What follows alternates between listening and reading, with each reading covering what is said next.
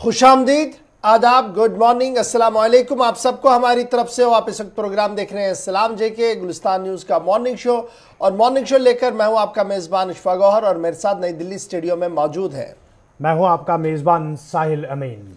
सामीन नाजरीन, आज कुछ अहम तरीन बातें आपके साथ शेयर करेंगे जी। उस वक्त जब आप चाय की चुस्कियां ले रहे हैं, घर में बैठे हैं, बाजार जाने की तैयारियों में हैं और दफ्तर जाने की तैयारियों में, तो हम फटाफट से आपके सामने न सिर्फ जम्मू कश्मीर से मुंसलिक खबरों का लेखा जोखा आपके सामने रखेंगे, बल्कि मुल्की सतह पर सियासत किस तरीके की है उस पर गुफ्तगू करेंगे। बैनुल-अक़वामी सतह पर क्या कुछ हो रहा है, कुछ अहम खबरें जो है वो चल रही है, उस पर बात करेंगे। और साथ साथ आगे चलते हुए यानी तीसरे पड़ाव पर आपकी फोन कॉल्स को भी शामिल प्रोग्राम करवाएंगे, ताकि आप अपनी आवाज को बुलंद कर सके, अपनी मुतालबात को लेकर आप अपनी आवाज को सामने रखें, अपने बात को सामने रखें और हुकूमत को ये बताएं कि इलाके के किस तरीके के मसले हैं, किस तरीके के मामले हैं। लेकिन ये होगा तीसरे पड़ाव पर, यानी 9:35 के बाद फोन लाइंस ऑन होंगी, आप कॉल करेंगे, बराह रास्त कल की तरह ही जामिया अल्फाज के साथ अपनी बात सामने रखेंगे, ताकि हुकूमत खुलकर सामने आए और बातों का जवाब भी दे।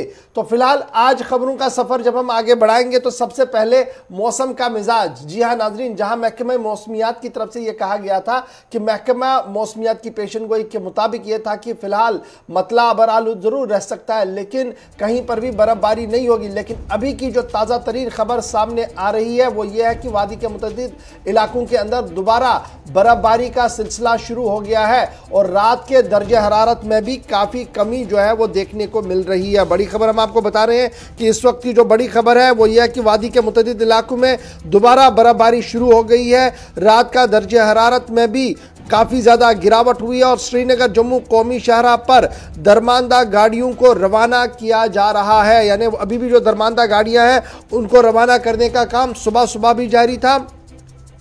और साथ साथ जब हम श्रीनगर एयरपोर्ट की बात कर रहे हैं, जहां पर लगातार ये खबर आ रही थी कि एडवांस लैंडिंग सिस्टम को लगाया गया है, लेकिन अंदर की खबर यह है कि एडवांस लैंडिंग सिस्टम में मजीद ताखीर हो सकता है और इस साल के आखिर तक भी अभी वो नस्ब नहीं किया जाएगा। यानी ये सारी तीनों बड़ी इंपॉर्टेंट खबरें जो है इस वक्त आपके सामने रख रहे हैं। एक ये कि श्रीनगर समेत वादी के कुछ और इलाकों से इस वक्त इतलात मौसूल हो रही हैं कि हल्की हल्की और दरमियाना दर्जे की बर्फबारी इस वक्त दोबारा शुरू हो रही है। श्रीनगर के अंदर भी सुबह से ही हल्की हल्की बर्फबारी हो रही है। श्रीनगर के मज़ाफ़ाती इलाकों की बात करें, वहां से भी इस तरीके की इतलात मिल रही है। और साथ साथ श्रीनगर के बाहर पुलवामा, अनंतनाग से भी अब इसी तरीके की खबर जो है वो सामने आ रही है कि हल्की बर्फबारी ने दोबारा से वादी को अपनी लपेट में लेना शुरू कर दिया है। महकमा मौसमियात ने साफ किया था कि शायद उस तरीके की बर्फबारी नहीं होगी और मौसम का मिजाज बेहतर रहेगा, लेकिन रात देर गए से मौसम के मिजाज ने करवट ली है और आज सुबह सुबह ही एक बार फिर न सिर्फ शहर श्रीनगर के आसपास के इलाकों के अंदर दोबारा हल्की हल्की बर्फ हो रही है, बल्कि अनंतनाग और पुलवामा से भी अभी ताज़ा खबर यह है कि दोबारा बर्फबारी वहां पर शुरू हो गई है। तो एक बड़ी खबर हम आपको बता रहे हैं। और दर्जे हरारत की वजह से जो लगातार दर्जे हरारत है वो भी अब आहिस्ता आहिस्ता रात का दर्जे हरारत जो है, शबाना दर्जे हरारत जो है वो गिरना शुरू हो गया है। और गुलमर्ग की अगर हम बात करें तो गुलमर्ग में -10 डिग्री रिकॉर्ड किया गया है। यानी टेम्परेचर, नाइट टेम्परेचर एक बार फिर गिर रहा है और -10 रात का टेम्परेचर जो है वो रिकॉर्ड किया गया है गुलमर्ग के अंदर। श्रीनगर के अंदर अगरचे मौसम ने बेहतरी के साथ ही दर्जे हरारत में थोड़ी सी बेहतरी जरूर आ रही थी, लेकिन कौमी शाहराह श्रीनगर जम्मू नेशनल हाईवे पर की अगर हम बात करें तो शाहराह 5 रोज बाद बहाल हुई है। 5,500 टैंकरों समेत 5,000 दरमानदा गाड़ियों को मंजिल मकसूद की तरफ रवाना किया जा रहा है। और आज श्रीनगर और जम्मू से गाड़ियां नहीं चलेंगी, ना तो श्रीनगर से जम्मू आएंगी और ना ही जम्मू से श्रीनगर आएंगी। सिर्फ दरमानदा गाड़ियों को आगे पीछे चलने की इजाजत जो है वो दी जाएगी, क्योंकि बहुत ज्यादा गाड़ियां अभी भी वादी के इस श्रीनगर जम्मू नेशनल हाईवे पे है। आधों ने रुख श्रीनगर का किया हुआ है, आधी गाड़ियां दरमानदा है जिन्हें जम्मू आना है। इसलिए महकमा की तरफ से जो बड़ी खबर इस वक्त सामने आ रही है वो यही है कि श्रीनगर जम्मू कौमी शाहराह पर लगातार सूरत हाल पर नजर रखते हुए यह फैसला लिया गया है कि फिलहाल दरमांदा गाड़ियों को ही मंजिल मकसूद की तरफ रवाना किया जाएगा। शाहराह पर 6 रोज बाद बहाली जो है वो देखने को मिली है। 300 टैंकरों समेत 5000 दरमांदा गाड़ियों को निकालने का अमल आज भी जारी रहेगा। आज श्रीनगर और जम्मू से गाड़ी नहीं चलेगी। बिल्कुल जनाब, श्रीनगर जम्मू कौमी शाहराह पर नई किसी भी गाड़ी को चलने की इजाजत नहीं होगी। एक बड़ी खबर आपके सामने हम रख रहे हैं। लेकिन मैं जब वापस श्रीनगर की बात करूं तो जैसे हमने पहले ही आपको कहा कि आज दोबारा मुतअद्दिद इलाकों के अंदर बर्फबारी शुरू हो गई है और बर्फबारी की वजह से मामूलाती जिंदगी दोबारा से थम न जाए। सबकी नजरें अब ऊपर वाले पर है कि इस तरीके की बर्फबारी ना हो जो श्रीनगर की रफ्तार पर दोबारा ब्रेक लगाएं। फिलहाल सीधे श्रीनगर चलेंगे, उसके बाद साहिल आपको और अपडेट करेंगे इस हवाले से, क्योंकि मेरे साथ श्रीनगर से इस वक्त ज्वाइन कर चुके हैं सईद इरफान फाजिल और पुलवामा से हमारे साथ गाजी खुर्शीद ने भी ज्वाइन किया। सबसे पहले सईद इरफान फाजिल, मौसम का मिजाज, क्योंकि खबर दिल्ली बैठे यह है कि श्रीनगर समेत शहर के आसपास के इलाकों के अंदर आहिस्ता आहिस्ता करके हल्की हल्की बर्फबारी दोबारा शुरू हुई है। देखिए गौर साहब, वादी कश्मीर में हल्की हल्की नहीं बल्कि इस वक्त मैदानी इलाकों में बड़ी तेज बर्फबारी हो रही है और बड़ी तेज बर्फबारी दोबारा से, जो कि एक अचानक से बर्फबारी हुई। जिस तरीके से मेट्रोलॉजिकल डिपार्टमेंट ने बताया था कि मौसम एक हफ्ते तक साजगार रहेगा, मगर आज शाम से नहीं बल्कि मिडनाइट से ही हल्की हल्की बारिश और साथ ही साथ बर्फबारी का सिलसिला फिर से वादी कश्मीर के मैदानी इलाकों में शुरू हो गया है। तकरीबन अगर देखा जाए तो 1.5 इंच के करीब जो है बर्फ इस वक्त जम चुकी है, खड़ी हो चुकी है। और देखा जाए तो इसके साथ साथ लाइफ जो है दोबारा से मुझे लगता है कि फिर से डिस्ट्रैक्ट हो जाएगी जिस तरीके से बर्फबारी हो रही है। नंबर 1। दूसरी बात यह है कि इस वक्त एविएशन की तरफ से, एयरपोर्ट महकमे की तरफ से यही इत्तला मिल रही है। सुबह सुबह मैंने कुछ एयरपोर्ट के ऑफिसर से बात की फ्लाइट्स के हवाले से, जो पिछले 4 दिन से पहले बहाल नहीं हो पाई, उसके बाद बहाल हुई और आज फिर से जितनी भी परवाजें हैं, जितनी भी जो भी फिजाई राब्ता है, वो आज दिन के लिए फिलहाल सारी फिजाओं को डिले कर दिया गया है। क्योंकि जिस तरीके से मौसम और पोर विजिबिलिटी दिखाई दे रही है, स्नो क्लियरेंस अभी प्रॉपरली नहीं हो पा रहा है क्योंकि काफी रफ्तारी से इस वक्त वादी कश्मीर में बर्फबारी हो रही है। जितने भी पैसेंजर्स हैं उनको बोर्ड करने के लिए कहा गया है, यानी एयरपोर्ट पहुंचने के लिए कहा गया है, मगर अभी भी फ्लाइट की क्लियरेंस जो है विजिबिलिटी के हवाले से नहीं आ पा रही है गौर साहब। और दूसरी जानिब अगर बात करें तो कैट सिस्टम के हवाले से वादी कश्मीर में खबर है, मैं आऊंगा आपके पास एयरपोर्ट पर, जरूरी हम बात करेंगे क्योंकि एयरपोर्ट एक लाइफलाइन है। उस वक्त ये लाइफलाइन हमारी होती है जब श्रीनगर जम्मू कौमी शाहराह बंद होती है, तो एक वाहिद लाइफलाइन जो होती है वो हमारी श्रीनगर एयरपोर्ट से होती है। फिजाई और जमीनी राब्ता फिर से मुनक़ता ना हो जाए, इसकी ये जो डर है ये सताया जा रहा है इस वक्त लोगों के अंदर, क्योंकि दोबारा से बर्फबारी, जिस तरीके से सईद इरफान फाजिल बता रहे हैं कि श्रीनगर समेत कई इलाकों के अंदर इस वक्त बर्फबारी जो है वो देखने को मिल रही है। आप स्टैंड बाय रहेंगे हमारे साथ। मेरे साथ गाजी खुर्शीद ने भी ज्वाइन किया है। गाजी, पुलवामा की खबर जरा बताइएगा, क्योंकि श्रीनगर की तरह पुलवामा के अंदर भी खबर यह है कि हल्की से दरमियाना दर्जे की बर्फबारी सुबह से दोबारा शुरू हुई है। देखिए, जिस तरह कई 2 दिन मौसम खुश्क रहा और लोगों ने कुछ राहत की सांस ली थी, वही आज मिडनाइट से ही यहाँ जनूबी कश्मीर के कई इलाकों में फिर से बर्फबारी शुरू हुई है। और इस वक्त की मैं बात करूं, इस वक्त भी हल्की ये जो है दरमियाना दर्जे की बर्फबारी हो रही है और करीबन 2 इंच से ज्यादा बर्फ इस वक्त जमा हुई है। और सर्दी की शिद्दत में भी काफी इजाफा हुआ है और इस वक्त भी बिल्कुल ये जो है, मैंने कहा कि 2 दरमियाना दर्जे से बर्फबारी इस वक्त भी हो रही है। अगरचे ये गुज़श्ता दिन गाड़ियां भी अब चलने लगी थी, आहिस्ता आहिस्ता से सड़कों से भी बर्फ थोड़ी सी ये जो जम गई थी वो भी हटने लगी थी। अब गाड़ियों ने भी रोड पे निकलना शुरू किया था, लेकिन मुझे लग रहा है कि जिंदगी आज फिर से दरमांदा हो जाएगी और लोग फिर से अब ये जो है तशवीश की लहर में है कि गाजी ये बर्फबारी सिर्फ पुलवामा शहर या टाउन के आसपास हो रही है या हर तरफ से इतला है कि पुलवामा जिले के अंदर बर्फबारी हो रही है? और किस तरीके की बर्फबारी है? हल्की बर्फबारी हो रही है या बहुत तेज बर्फबारी हो रही है? नहीं, बिल्कुल हल्की बर्फबारी हो रही है। इस वक्त ये पुलवामा के बालाई इलाकों में भी बर्फबारी हो रही है और कस्बे की बात करें तो कस्बे के कई इलाके जो मैदानी इलाके हैं वहां पे भी इस वक्त बर्फबारी हो रही है। बहुत शुक्रिया गाजी खुर्शीद हमारे साथ ज्वाइन करने के लिए। यानी श्रीनगर के बाद पुलवामा जो इमीडिएट डिस्ट्रिक्ट है वहां से इतला है कि वहां पर भी बर्फबारी दोबारा शुरू हो गई है। लेकिन श्रीनगर इंटरनेशनल एयरपोर्ट की खबर भी आपको बताते चले, जो हमारे पास खबर इस वक्त आ रही है G8 7001 फ्लाइट गो ईयर, जिसे दिल्ली से श्रीनगर सुबह 7:40 पर आना है, वो डिले हो गई है वेदर की वजह से। इसके साथ साथ G8 190 गो ईयर दिल्ली से श्रीनगर जिसने आना था 8:25 पर, उसे भी फिलहाल डिले में डाल दिया गया है। आगे कब शेड्यूल होगा अभी कोई बात नहीं है।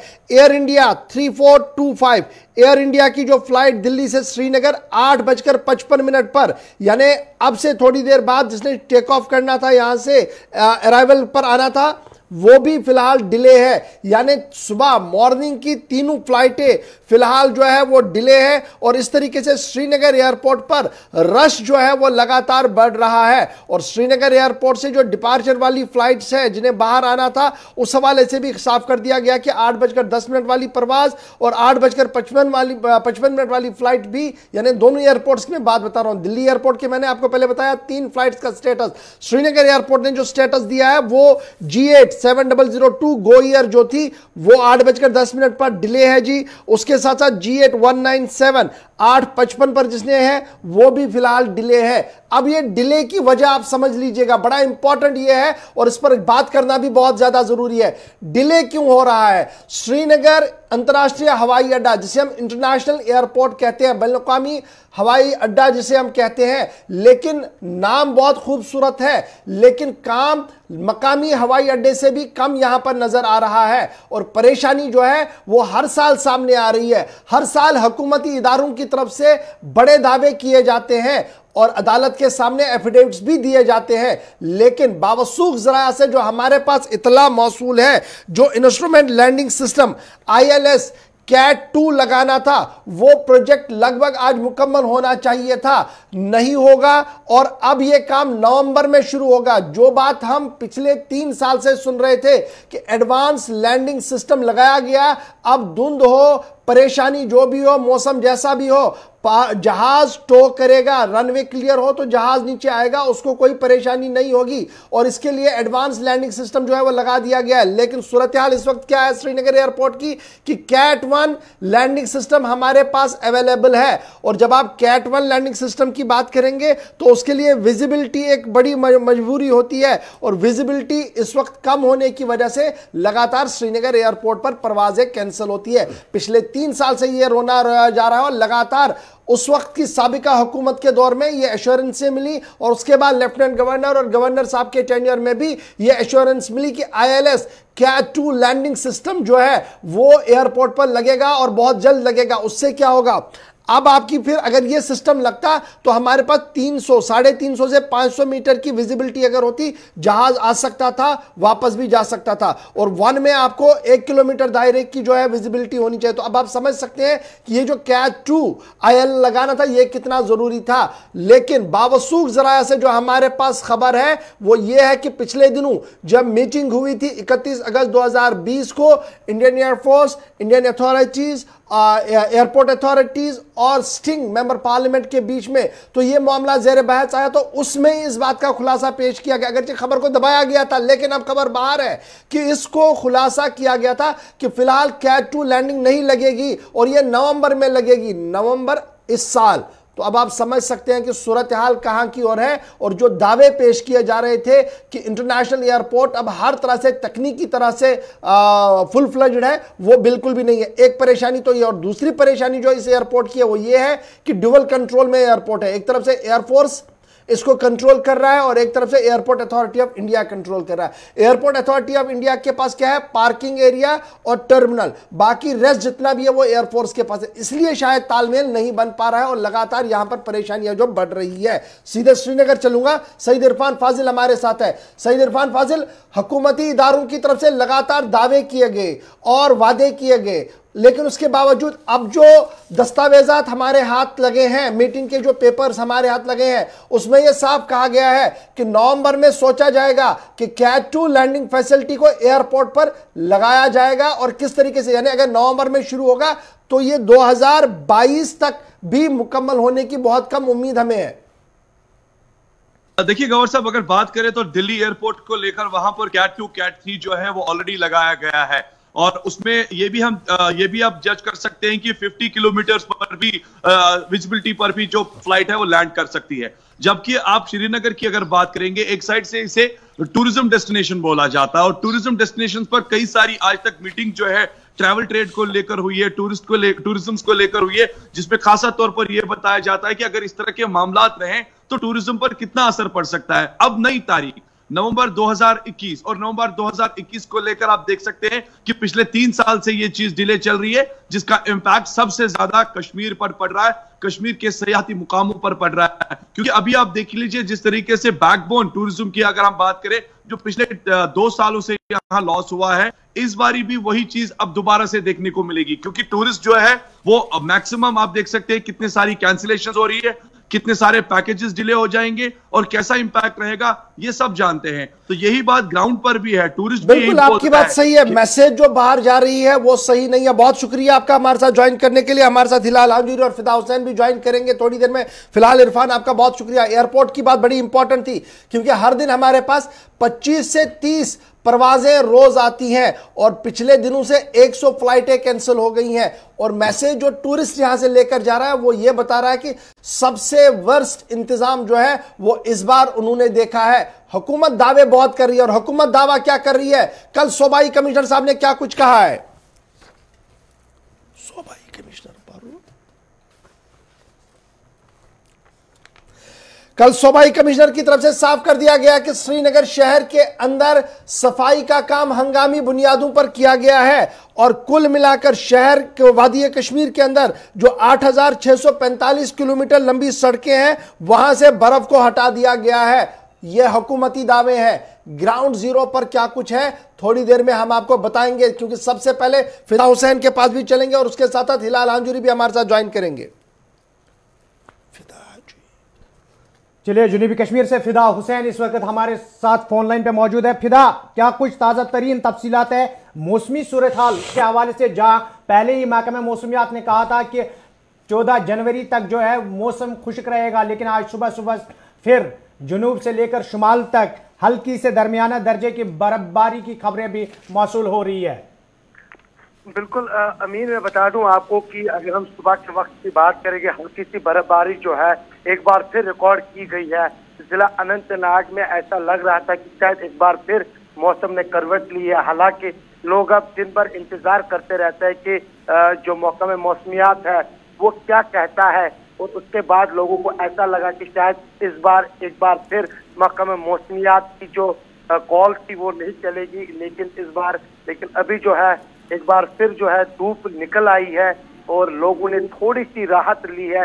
लेकिन यहाँ पर मैं आपको बता दूं कि अगर बर्फबारी होती है तो लोगों के लिए एक बड़ा चैलेंज जो है एक सामने रहेगा, सिर्फ लोगों के लिए नहीं बल्कि एडमिनिस्ट्रेशन के लिए भी, क्योंकि लोग अभी भी काफी ज्यादा परेशानियों से दो चार है और लोग अभी भी कहते हैं कि हमारे इलाके से बर्फ हटाई नहीं गई। लेकिन इस बार अमीन में बता दूं आपको कि अगर हम लोकल लेवल की बात करेंगे, जो नौजवान है जिन्होंने खुद हाथ में बेलचे उठाए और रास्ता साफ किया है, उन नौजवानों को जितनी भी तारीफें की जाए कम है। पहले दिन से ही वो सड़क पर नजर आए और उन्होंने मशीनरी का इंतजार नहीं किया अब की बार, और उन्होंने कहा कि आज खुद हम इस सड़क से बर्फ हटाने का काम शुरू करेंगे।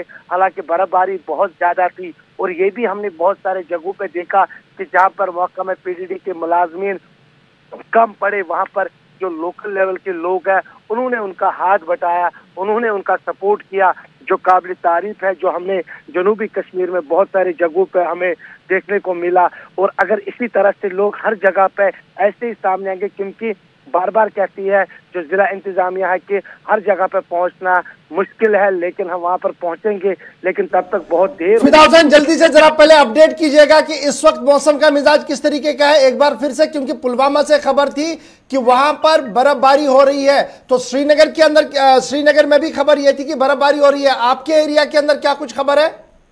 देखिए, अगर मैं आपको दिखाऊंगा इस वक्त हल्की सी बर्फबारी हुई है, लेकिन ना के बराबर है। धूप जो है वो बाहर आई है, धूप खिल गई है, यहाँ पे लोगों ने राहत ली है। अभी बर्फबारी जो है, चलिए आप बने रहेंगे हमारे साथ, क्योंकि एक और खबर भी जो है वो सामने आ रही है और अनंतनाग की खबर जो है वो काफी अहम है, क्योंकि सिर्फ चंद साल कबल तामीर की गई इमारत जो है वो कल मुनहदिम हो गई है। एक बड़ी खबर हम आपके सामने रख रहे हैं कि अनंतनाग कॉलेज ऑडिटोरियम कल मुनहदिम हो गया है, यानी कल वो गिर गया है और 5 साल के अंदर ही बिल्डिंग कोलैप्स कल हो गई है। करीबन 2 करोड़ रुपए का खसारा सरकार को हुआ, क्योंकि 2 करोड़ रुपया माना जा रहा है कि इस पर लगा था और सिर्फ चंद साल के अंदर कल बर्फबारी की वजह से माना जा रहा है कि इसको बहुत ज्यादा नुकसान हुआ है और हुकूमत की तरफ से, इंतजामिया की तरफ से इस पर आप इंक्वायरी के ऑर्डर भी दे दिए गए हैं। अब जब इंक्वायरी के ऑर्डर दे दिए गए होंगे तो आप समझ चुके होंगे कि मामला किस नवियत का है, क्योंकि ऑडिटोरियम, कॉलेज ऑडिटोरियम गिर गया है और कॉलेज ऑडिटोरियम पर करोड़ों रुपया सर्व किया गया था और सिर्फ चंद साल पहले इसकी तामीर मुकम्मल करके इसको अवाम के नाम वक्फ कर दिया गया था। फिदा हुसैन, ये बताइएगा, नाकिस मटेरियल या इंजीनियरिंग में फॉल्ट, क्या कुछ अभी तक की ताजा खबर आपके पास, जो कुछ कल हमने अनंतनाग कॉलेज ऑडिटोरियम में देखा?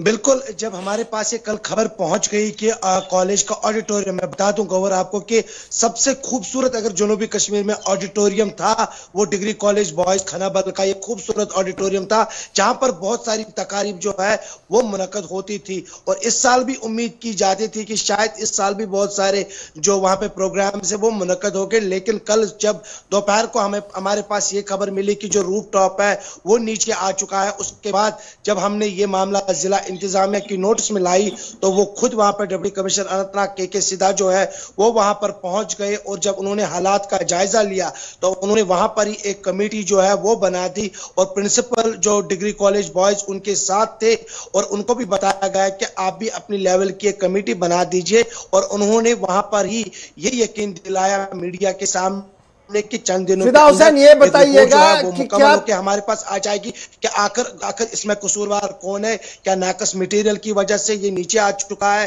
क्या तब ये नहीं देखा गया? तो इसकी जो पूरी तहकीकात है चंद रोज के अंदर ही सामने आ जाएगी। कितने दिन का टाइम दे दिया गया है कि ताकि ये इंक्वायरी मुकम्मल हो? देखिए गौवर, यहाँ पे जो खुद हमारे साथ जब डिप्टी कमिश्नर अनंतनाग ने कहा कि 7 दिनों के भीतर जो है वो कमेटी अपनी रिपोर्ट जो है वो और कमेटी के अंदर किस किस को रखा गया है, बड़ा इंपॉर्टेंट ये भी है। देखिए कमेटी के अंदर जो है वो महकमा R&B के जो कुछ मुलाजमीन जो है वो है, प्रिंसिपल जो कॉलेज के कुछ लेक्चरर्स है उनको रखा गया और साथ ही साथ जो डिस्ट्रिक्ट डेवलपमेंट कमिश्नर अनंतनाग ने कहा कि बिल्डिंग बनाई किसने थी, R&B ने या किसी और महकमे ने? बिल्कुल R&B डिपार्टमेंट ने ये बनाई थी 2015 तो उसके बाद इन्वेस्टिगेशन पर क्या सवाल नहीं उठाया जा सकता कि किस तरीके से इन्वेस्टिगेशन फेयर होगी, जब R&B महकमे पर ही सवाल है और वही इन्वेस्टिगेट करेंगे तो वो तो खुद को क्लियरेंस दे देंगे कि उनका कोई फॉल्ट नहीं है। बिल्कुल इस सिलसिले में उन्होंने कहा कि मैंने चीफ इंजीनियर जो है R&B उनके साथ बात की है और उनको मैंने बता दिया कि आपकी जो नफरी है वो भी हम इस कमेटी में रखेंगे ताकि वो बता देंगे हमें कि क्या ये नाकस मटेरियल है या कुछ और है। अगर हमें उस पर भी शक शुबा हुआ तो हम एक और कमेटी जो है वो बना देंगे ताकि वो अपनी रिपोर्ट जो है, सही रिपोर्ट जो है सामने रखेगी। चलिए, बहुत शुक्रिया फिदा हुसैन। खबर ये कि कमेटी पे कमेटी बनेगी, लेकिन हतमी आखिर ये गिरा क्यों, ये बड़ा सवाल है।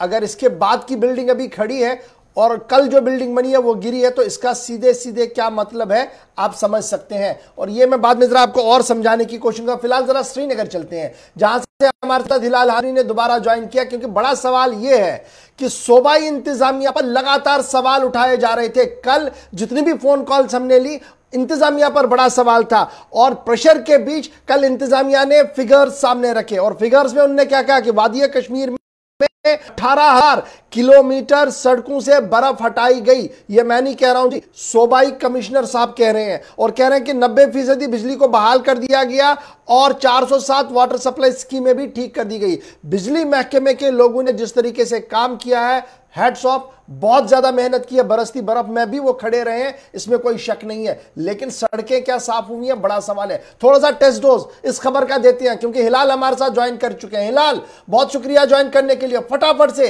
इंतजामिया के इस बड़े दावे को आप अपने इलाके में कितना मुअस्सर मानते हैं? बड़ी सड़क पर क्या बर्फ हटाया गया? देखिए गवर्नर, इसमें कोई शक नहीं कि जिस तरह से डिविजनल कमिश्नर कश्मीर साहब ने कल प्रेस कॉन्फ्रेंस में ये डेटा बताया है कि आउट ऑफ 22,000 किलोमीटर जो 18,000 किलोमीटर सड़कें हैं वहां से बर्फ हटाई गई है। पहले 6 दिन लग गए हैं ये 18,000 सड़कों से बर्फ हटाने में भी, और ये कश्मीर की तारीख में मुझे लगता है कि कोई बड़ा काम नहीं है, क्योंकि 6 दिन हो गए हैं और 6 दिन के बाद दावा किया जाता है कि लगभग 80% सड़कों से बर्फ हटाई गई है। नंबर 1। नंबर 2 ये कि जिन सड़कों से बर्फ हटाई गई है, अगर वहां की हालत देखेंगे, मेरे पास कुछ विजुअल्स हैं जो हम आइंदा की नशरियात में जरूर चलाएंगे, जिसमें आप देखेंगे कि अभी भी 6 इंच से लेकर 1 फुट तक की जो बर्फ है वो सड़कों पर मौजूद है। लेकिन मैकेनिकल डिपार्टमेंट और R&B डिपार्टमेंट की जो गाड़ियां हैं, जो स्नो कटर्स हैं या जो डोजर्स है, वो वहां से चले हैं, और वही नंबरात अब डिविजनल कमिश्नर कश्मीर साहब ने अपने 18,000 किलोमीटर की फहरिस्त में दी है, उनके नंबरात में दी है। जबकि मैं ये मिसाल के तौर पर अगर मैं बताऊंगा, डाड़ाऊपुरा से लेकर बनवार तक लगभग 20 किलोमीटर का सफर है, लेकिन गाड़ी नहीं चलती है। कागजात में दिखाया गया है कि बर्फ हटाई गई है, अभी भी 1 फुट से लेकर 6 इंच से लेकर 1 फुट बर्फ वहां पर है। इसी तरह से हर एक इलाके में दर्जन भर गांव अभी भी है जहां से बर्फ नहीं हटाई गई है। नंबर 3, अब जिन सड़कों से बर्फ हटाई गई जो काबिल आमद हो पाई है, वहां से भी गवर्नर अगर हम देखेंगे कि एक 1 वे ट्रैफिक वहां से चलाया जा सकता है। यानी अगर एक सिमत से गाड़ी आती है तो अगर मुखालिफ सिमत से गाड़ी आ जाएगी तो घंटों तक वहां पर ट्रैफिक जाम रहता है। उसके बाद मकामी लोगों को बेलचे लेकर, बाकी सामान लेकर वहां से निकलना पड़ता है और सड़क कुशादा बनाना पड़ता है, बर्फ हटानी पड़ती है, तब जाकर वहां से गाड़ी क्रॉस हो जाती है। यानी अगर कहीं पर भी मुखालिफ सिमत से गाड़ी आ जाएगी तो वहां पर आधे घंटे से कम वक्त ट्रैफिक जैम को निकालने में या एक गाड़ी को दूसरी गाड़ी को साइड देने में उससे कम नहीं लगता है, बल्कि उससे ज्यादा लगता है।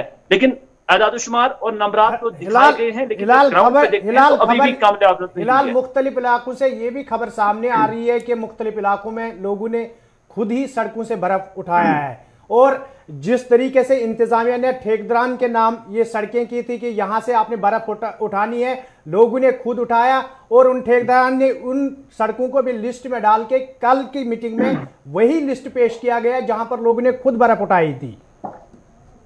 देखिए गौहर, मैं और अमीन, मैं ये कहूंगा कि मैं किसी और जगह की नहीं बताऊंगा, लेकिन जिस इलाके में मैं रहता हूं ये सिर्फ तहसील हेडक्वार्टर से 6 किलोमीटर की दूरी पर वाक़ा है, और 1.5 किलोमीटर सड़क से यहाँ के मकामी लोगों ने हलशरी ये सड़क को यहाँ पर साफ किया है। इमरजेंसी केस को आना था, और जो रास्ता इस गांव को है और मरकजी हैसियत रखता है ये गांव, और यहाँ पर भी लोगों को खुद ही निकलना पड़ा, और उसके बाद यहाँ से जो सड़क को काबिल आमद रफ्त बनाना पड़ा। हालांकि इस पे जो रोड था उसको साफ करने के लिए, स्नो क्लियरेंस के लिए मैकेनिकल डिपार्टमेंट को ये जिम्मेदारी थी, और एक कैटेगरी में ये रोड आता है। लेकिन जब एक कैटेगरी वाले रोड में आप ये हालत देखोगे तो उसके बाद जो बाकी रोड है वहां का खुदाई हाफिज है। और ये भी सही बात है कि जिन ठेकेदार साहिबान को ये कॉन्ट्रैक्ट दिया भी गया है, उन्होंने भी क्या किया, उन्होंने भी वही JCBs हायर किए हैं, और वैसी ही हालत की है जैसे मैंने इससे पहले आपको बताया हुआ है कि अभी भी 6 इंच से लेकर 1 फुट तक की बर्फ सड़कों पर है, कई सारी सड़कों पर, हर जगह अगर नहीं लेकिन कई सारी सड़कों पर है। लेकिन वहां से बिल जो है वो निकाली जाती है। और इस जिस 1.5 किलोमीटर का मैंने आपको ये मिसाल दी है अपने इलाके की, वहां पर भी किसी ठेकेदार को या किसी डिपार्टमेंट को वो सड़क अलॉट है और वहां से पैसा निकाला जाएगा। और हिलाल अब सवाल ये भी है, एक तो लोगों ने मुश्किलात का सामना किया, खुद बर्फ हटाई, अब इंतजामिया को थोड़ा मुतहरिक होना चाहिए ताकि गैर कानूनी तरीके से या उस तरीके से खजाना आमरा से अब पैसा ना निकाला जाए, ना काम हुआ इन ठेकेदारान की जानिब से, और खजाना आमरा से अब पैसा भी निकाला जाएगा इस नाम पे कि हमने सड़कों से बर्फ उठाई है। देखिए अब कहां मुतहरिक हो जाएंगे, ये तो बरसों से ये काम चलता आया है, बरसों से यही सिस्टम अभी चलता आया है। तभी मैं बोल रहा हूं कि जब मेन रोड से जहां पर करोड़ों रुपए मैग्नेमाइजेशन के लिए लगा हो, वहां जब ट्रैक्टर से बर्फ हटाई जाएगी, वो ट्रैक्टर उसकी हालत क्या करेगा। ट्रैक्टर जोतने के काम आता है, बर्फ हटाने के काम नहीं आता है। या अगर मुतहरिक हो जाती तो फिर इन ट्रैक्टरों की जरूरत नहीं पड़ती, डोजर्स की जरूरत नहीं पड़ती, JCBs की जरूरत नहीं पड़ती। यही हर कोई समझता है कि हाँ ये बर्फ 4 दिन 5 दिन रहती है, उसके बाद मामला खत्म। तो यही मौजूदा डिस्पेंशन ने भी, मौजूदा गवर्नमेंट ने भी, मौजूदा एडमिनिस्ट्रेशन ने भी वही समझा। हालांकि इसको लाइन अप करने के, इसको प्लान करने के लिए ये रातों रात का काम नहीं है। लेकिन जब से गवर्नर डिस्पेंशन आया है ऐसा लग रहा था कि शायद कुछ तब्दीली आ जाएगी, लेकिन बर्फ को लेकर भी कोई तब्दीली जमीन पर, सड़कों पर नजर नहीं आ रही है। बहुत शुक्रिया जी हिलाल हमारे साथ ज्वाइन करने के लिए और ये बताने के लिए कि किस तरीके की सूरत हाल है और जो इंतजामिया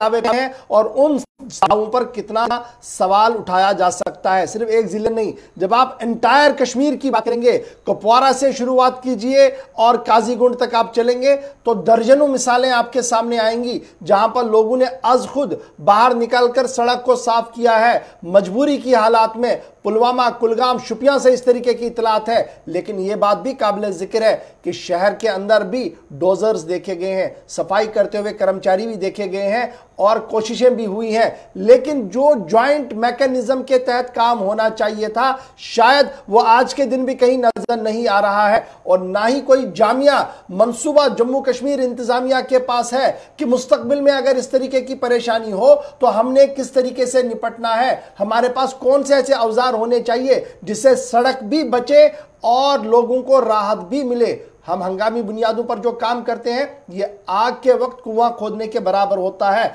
और उससे कितना नुकसान होता है ये सबको पता है। और हर साल ये नुकसान जम्मू कश्मीर इंतजामिया हमें दे रही है नाकिस पॉलिसी की वजह से। यहां पर ब्रेक के लिए नहीं रुकेंगे क्योंकि छोटी सी खबर लेकिन काफी अहम खबर, उसके बाद ब्रेक पर हमने जाना है। लगातार कहा जा रहा है कि ब्रेक पर जाना है, लेकिन बड़ी खबर जिस पर पिछले कई दिनों से लगातार चिमेगोइयां चल रही थी 4G इंटरनेट को लेकर, जहां खुद लेफ्टिनेंट गवर्नर साहब ने भी 4G इंटरनेट को लेकर बात सामने रखी थी। तो बड़ी खबर जो इस वक्त 4G की आ रही है वो ये है कि 4G इंटरनेट फिलहाल बहाल नहीं होगा। 4G इंटरनेट पर पाबंदी जो है वो बरकरार रहेगी और कल ताजा हुक्मनामे के तहत 22 जनवरी तक उस हुक्मनामे की तौसी कर दी गई है। यानी 12 जनवरी तक 2 जिलों को छोड़कर बाकिया तमाम अजला के अंदर 4G इंटरनेट पर पाबंदी रहेगी। वादी में 4G रफ्तार से इंटरनेट की बहाली पर दिन भर जारी चिमेगोइयों के बीच जम्मू कश्मीर इंतजामिया ने 22 जनवरी तक वादी में तेज रफ्तार इंटरनेट सर्विस पर पाबंदी आयद कर दी है और उसमें तौसी कर दी है। जुमे के दिन फिर ये चिमेगोइयां समाजी मीडिया या राब्ता साइट्स पर थी कि वादी में 4G रफ्तार से इंटरनेट सहूलियात को बहाल किया जाएगा और इस जिम्मन में कल ऑर्डर आएगा। लेकिन कल रात 8 बजे जो इंतजामिया की तरफ से ऑर्डर सामने रखा गया उसमें साफ कर दिया गया कि फिलहाल पाबंदी 22 जनवरी तक बराबर रहेगी।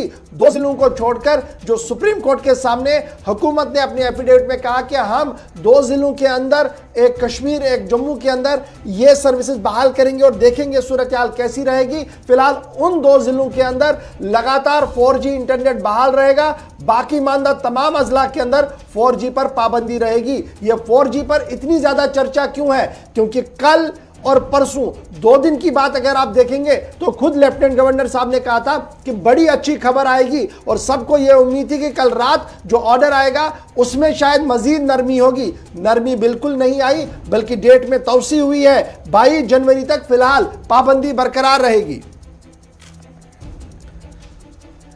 चलिए जी, इसके बाद यहां पर छोटे से ब्रेक के लिए रुक रहे हैं। ब्रेक के उस पार आएंगे तो जम्मू कश्मीर की खबरों पर और आगे बढ़ेंगे और आपको बताएंगे कि GI टैगिंग को लेकर और अब आगे क्या कुछ हो रहा है। और साथ साथ और बड़ी अहम बात भी आपको बतानी है, क्योंकि जम्मू के अंदर गोली चलने के बाद सूरत हाल क्या कुछ है उस पर भी तफसील के साथ बात करेंगे, लेकिन छोटे से तिजारती वक्फे के फौरन बाद।